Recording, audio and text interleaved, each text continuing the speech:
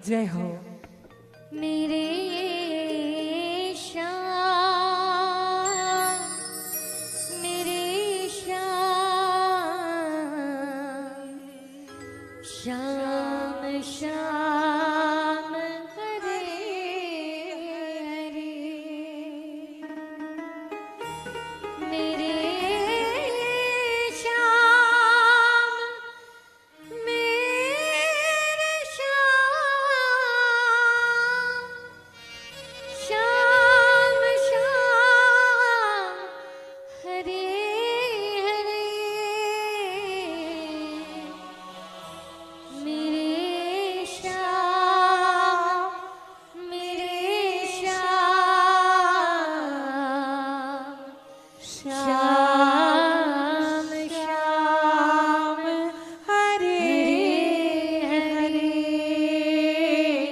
श्याम श्याम हरे हरे हरे।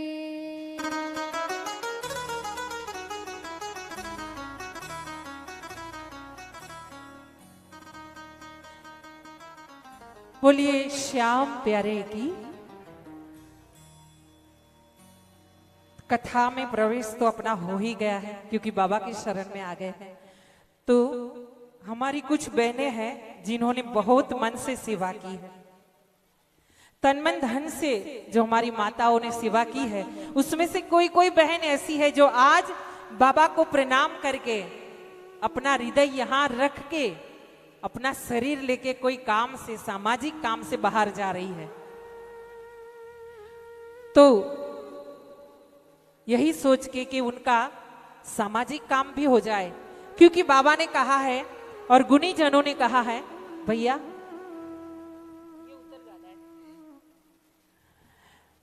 तो क्या कहा है गुणी जनों ने, गुरुदेवों ने, कि ना घर छोड़ो ना हर छोड़ो। हाँ, ना घर छोड़ो ना हर छोड़ो, तुम ऐसे कर्म करो जिंदगानी में कि भाई जैसे कमल रहता है पानी में। अपना घर का सब काम संभालो, संसार का काम भी संभाल लो और साथ में बाबा की सेवा भक्ति भी करते रहो। तो आइए एक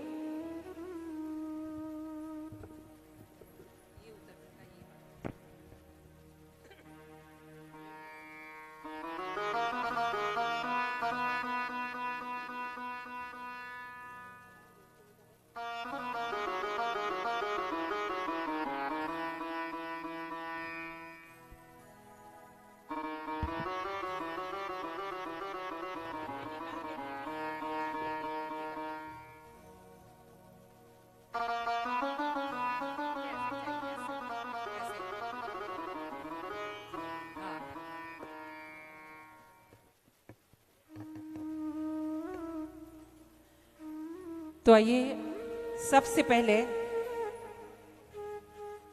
राधे कृष्ण मंडली की हमारी सब बहनें जो बाबा के चरणों में अपना तन मन धन दे के बैठी है, वैसे हमारे बहनें उसमें है पहली किरण माली जी। किरण बहन जी आइए। बाबा ने पहले ही कहा है कि श्याम भक्त जग में बड़े, उनको करूं मैं प्रणाम। श्याम श्याम मैं तो रटू, श्याम है जीवन प्राण, और श्याम भक्त जग में बड़े, मैं उनको करूं प्रणाम। तो जो श्याम का भगत है, जो श्याम का प्रेमी है, उसका भी हृदय खुश रहना चाहिए, तब मेरे बाबा खुश रहते हैं। तो पहले हमारी किरण बहन जी, जय श्री श्याम। दूसरी है हमारी गंगा बहन शर्मा।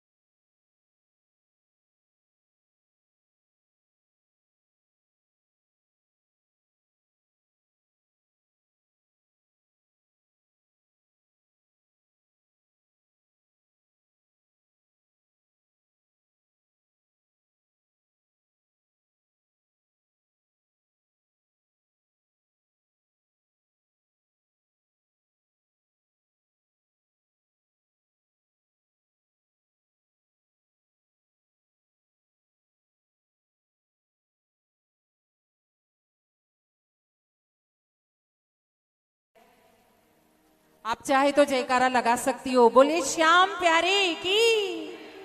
खुश रहिए। रुमा जी, खेतू जी और मंजू जी सोनी।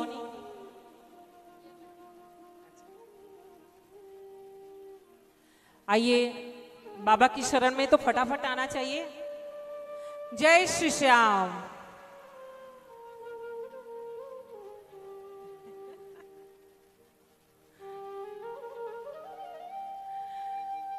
बोलिए हारे के सहारे की।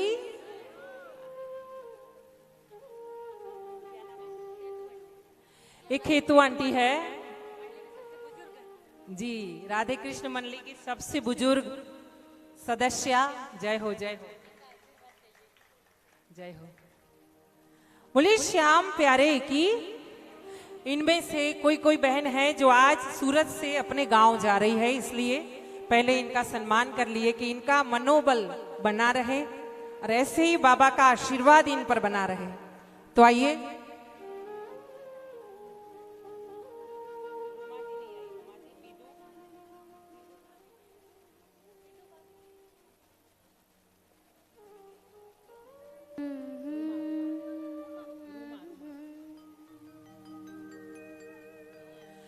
आइए कथा में प्रवेश करते हुए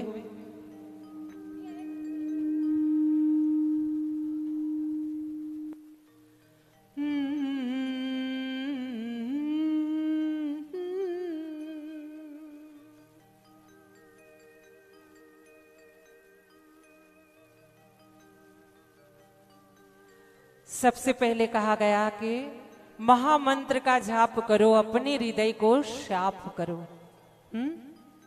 ओम श्री श्याम देवाय नमः। ओम श्री श्याम देवाय नमः। बोलिएगा। ओम श्री श्याम देवाय नमः। ओम श्री श्याम देवाय नमः। महामंत्र का जाप करो, अपने हृदय को साफ करो। महामंत्र का जाप करो, अपने हृदय को साफ करो। जय श्री श्याम बाबा, जय श्री श्याम। खाटू वाले बाबा, जय श्री श्याम। जय श्री श्याम बाबा, जय श्री श्याम। खाटू वाले, जय श्री श्याम।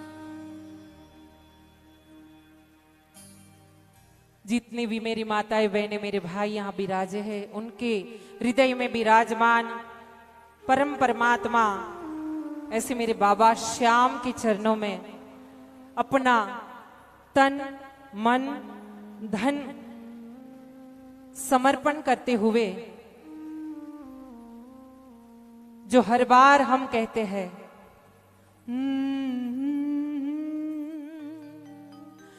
कवि न हूं मैं, ना ही चतुर कहाऊं, मति अनुरूप मेरे श्याम गुण गाऊं। मति अनुरूप मेरे श्याम गुण गाऊं। कवि न हूं मैं, ना ही चतुर कहाऊं। कवि नहीं हूं मैं, ना ही मैं चतुर कहाऊं। मति अनुरूप मेरे श्याम के गुण गाऊं। मैं कोई चतुर नहीं हूं, मैं कोई ज्ञानी नहीं हूं, मैं महान आत्मा नहीं हूं, मैं ऐसी कोई परम तत्व नहीं हूं प्रभु, लेकिन मैं बड़े घर की बेटी हूं। क्यों? मुझे श्याम का सहारा है। मेरे बाबा श्याम के चरणों की मैं दासी हूं और इसीलिए मैं अपने आप को महान समझ के मैं तेरे चरणों में अर्पण होने के लिए आई हूं। और इसीलिए गुणी जनों ने कहा है कि कहीं भी जाओ, अगर मंदिर में जाओ, कहीं सत्संग में जाओ, कहीं ऐसे कथा में जाओ, तो अपना अहम बाहर छोड़ करके आओ। हम कुछ है। हाँ, मैं ये सोचूं कि मैंने कथाएं बहुत की है, भागवत जी अगले की थी, अगले साल अपने की थी, यही सोच के अगर बैठ जाऊं तो ये नहीं चलाएंगे। हाँ, तो इसीलिए यहां कहा गया है बार बार कि अगर कथा में जाना है, सत्संग में कहीं जाना है, तो मूर्ख बन के, अज्ञानी बन के, उसके बच्चे बन के शरणागति का स्वीकार करके जाओ, तब जाकर भगवान अपनी कृपा आप पर बरसाएंगे। और भगवान का काम क्या है? बिना हेतु कोई कारण बगैर अपनी कृपा बरसाते रहना, यही भगवान का काम है। कहते हैं कि जैसे पंचवटी में राम जी विराजमान थे और राम जी को, सीता मैया को और लक्ष्मण जी को वनवास था, और उस समय जब पंचवटी में भगवान राघवेंद्र सरकार विराजमान थे और भरत जी अयोध्या से निषाद राज और पूरी सेना के साथ, माताओं के साथ, अयोध्या नगरी के सभी स्वजनों के साथ पंचवटी में प्रवेश किए हैं। और जैसे ही भरत जी ने पंचवटी में प्रवेश किया, तब निषाद राज ने कहा कि भरत जी महाराज, अब अपने हृदय को थाम लीजिए, अपने हृदय को थाम लीजिए। क्यों? अब आपके बड़े भाई राघवेंद्र सरकार की पर्ण कुटीर सामने दिखाई दे रही है। और उनको पता था, निषाद राज को क्या पता था कि जिस समय भरत जी अपने बड़े भैया राघवेंद्र का मुख देखेंगे, मुखारविंद देखेंगे ना, उसी समय भरत जी अपना आपा गवा देंगे, क्योंकि राम से बड़े हैं राम के दास। हाँ, भगवान से बड़ा है भगवान का नाम, नाम से बड़ा है नामी का नाम। हाँ, और जिस प्रकार भरत जी ने पंचवटी में अपना एक दाहिना पांव धरा है, निषाद राज ने कहा है, भरत जी संभालिएगा, अपने आप को संभाल लीजिएगा, कहीं ऐसा ना हो कि आप अपने बड़े भाई राघवेंद्र सरकार का मुखारविंद देखे, और बहुत समय से जो आपने उनके दर्शन नहीं किए महाराज, और आप उनके दर्शन कर लो और कहीं आप भूमि पर मूर्छित होकर के गिर जाओ। देखिए, एक गवार इंसान, जिसे हमारी भाषा में हम बोल सकते निषाद राज को गवार इंसान। हाँ, जैसे बुद्धि वाले इंसान होते, पढ़े लिखे लोग बहुत ज्यादा होते हैं समाज में, वैसे ये जो है निषाद राज, उन्हें कह सकते हैं कि वो पढ़े लिखे नहीं है, लेकिन उनको पता है तत्व का कि जब भगवान श्री राम को, माँ सीता मैया को और लक्ष्मण जी को जब भरत जी महाराज देखेंगे ना, तो कैसी हालत हो जाएगी उनके हृदय की। हाँ, और जैसे ही पंचवटी में भरत जी महाराज ने अपना दाहिना पांव रखा है, आगे बढ़े हैं, धीरे धीरे उनकी धड़कन तेज होने लगी है महाराज, और जाकर के पर्ण कुटीर के बाहर में भरत जी महाराज खड़े हो गए हैं। उस तरफ लक्ष्मण जी राघवेंद्र सरकार के चरणों में बैठे हैं, चरण की सेवा कर रहे हैं, हल्के हाथों, कोमल कोमल हाथों से भगवान के चरण दबा रहे हैं अपने बड़े भैया के। और उसी समय राम जी को पता है कि मेरा भाई छोटा भरत आकर के खड़ा है कुटिया के द्वार पे, लेकिन वो देख रहे हैं। क्यों? जब पता चला भरत जी का कि भरत जी पंचवटी में पधार चुके हैं, तब लक्ष्मण जी ने ये कहा था, हो सकता है कि भरत जी पूरी सेना के साथ आए हैं, कहीं युद्ध करने ना आ गए हो। हाँ, लक्ष्मण जी शेषनाग के अवतार है, उनका गुस्सा रहता है तीसरे आसमान पे, उनकी तीसरी नेत्र खुली रहती है। इसीलिए रामचंद्र जी भगवान बैठे हैं, सोच रहे हैं देखूं तो सही लक्ष्मण क्या करता है मेरा भाई। हाँ, और इस तरफ जैसे ही भरत जी ने कुटिया के द्वार पे अपना एक पैर, एक पांव धरा है, लक्ष्मण जी से रहा नहीं गया है। वो देखते हैं, राम जी को पता नहीं है मेरे भाई भरत जी वहां खड़े हैं, राम जी की राह देख रहे हैं और राम जी अभी तक बैठे हुए हैं। कब खड़े होंगे राघवेंद्र सरकार, कब जाएंगे भरत जी को मिलने और मेरे दोनों भाई का मिलन कब होगा। ये सोचकर लक्ष्मण जी से रहा नहीं गया और खड़े हो गए हैं और आवाज दी है, भैया भैया, भरत जी, मेरे भरत भैया आ गए हैं, आपसे मिलने आए हैं भैया। पर्णकुटीर के द्वार पे भरत भैया खड़े हैं। राम जी मंद मंद मुस्काए हैं महाराज।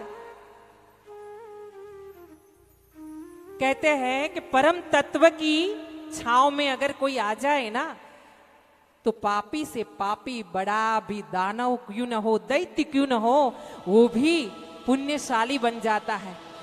क्योंकि भगवान ने कहा है, मोहे कपट छल छिद्र न भावा। हाँ, उनके सामने आते ही सब दोष, सब अवगुण, सब पाप जल करके भस्म हो जाते हैं। इसीलिए तो हम लोगों का एक नियम है सनातन धर्म का, क्या,